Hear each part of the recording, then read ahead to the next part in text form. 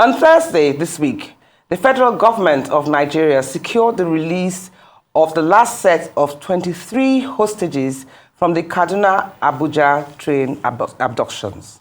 On Friday, they were received in audience by President Muhammadu Buhari in Kaduna.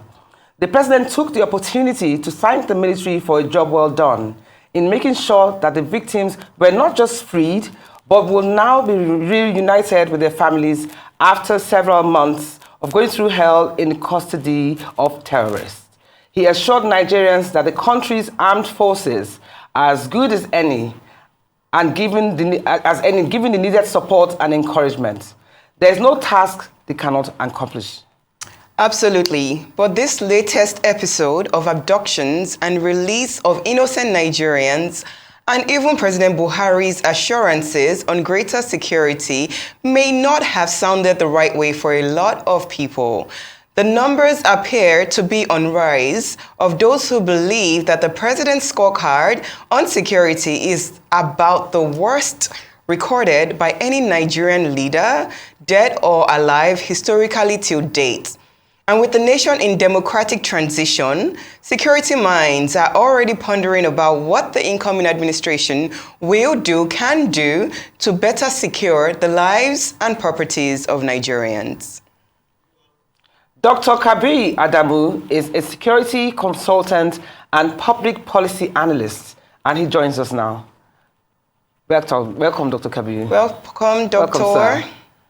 Okay, let me start with my first question. The terrorists who held the abducted passengers of the Abuja-Kaduna train for more than 190 days were encouraged to demand ransom by a certain Tukur Mamu, an aide to the controversial Muslim cleric Ahmed Gumi.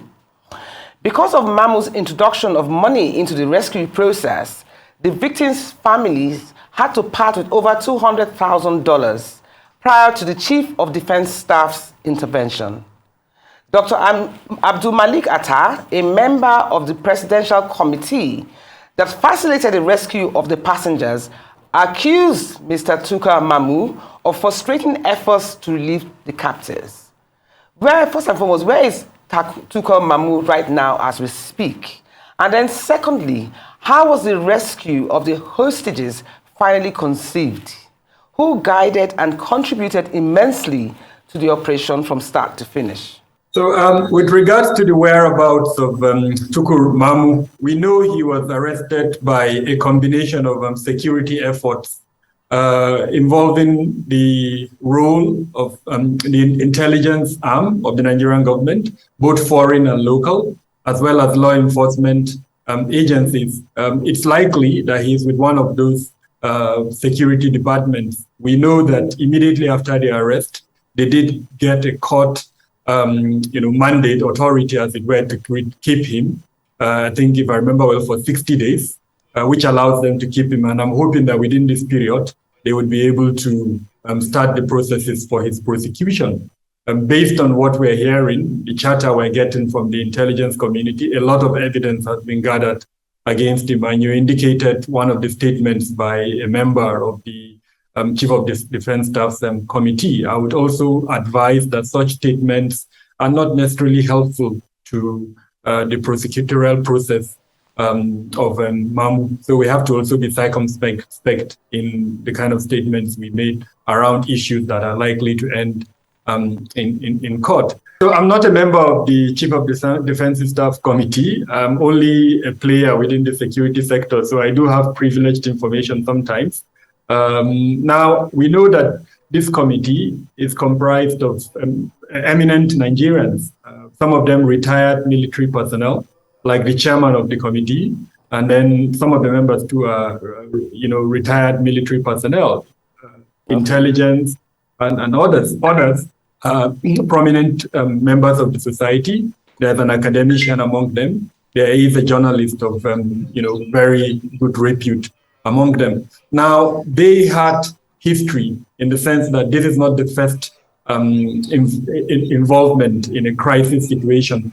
They were principally behind the release of the students that were abducted in Katsina State in 2019, I think, on the Kankara saga. they also were involved in the Bethel school abduction. So they've got that kind of institutional memory. The most important element is that they had access to people who know the group that abducted these persons, access to prominent Nigerians, access to the intelligence cycle. And I think they used that access. In your opening remarks, you did mention the possibility that someone attempted to circumvent the process. You have a wealth of experience in risk management and security. We thank you for coming today.